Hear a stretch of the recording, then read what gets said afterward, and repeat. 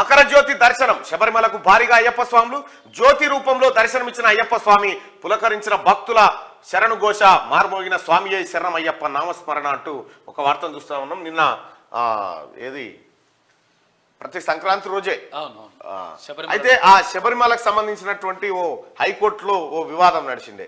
నిజంగా మకర జ్యోతి దానంతలా అదే జ్యోతి వెలుగుతుందా లేకపోతే ఎవరైనా వెలిగిస్తారా అంటే మకర జ్యోతి పైన అనేకమైనటువంటి ఒక చర్చనైతే జరిగింది గతంలో.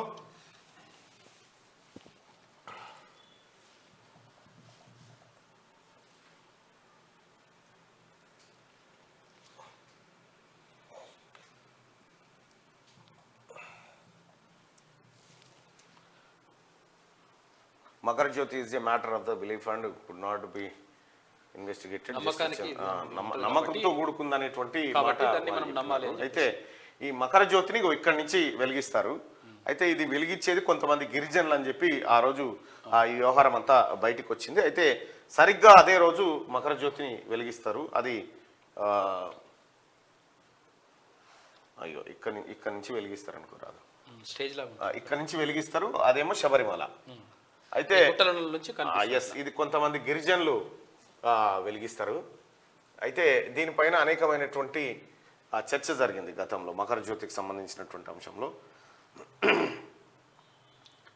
అయితే ఆ రోజు నేను ఏబిఎన్లోనో దేంట్లోనో చూసిన ఆ రోజు ఇది మకర జ్యోతికి సంబంధించి గిరిజనులు ఎలా వెలిగిస్తా ఉన్నారు దాన్ని అనేది ఆ రోజు చెప్పడం జరిగింది.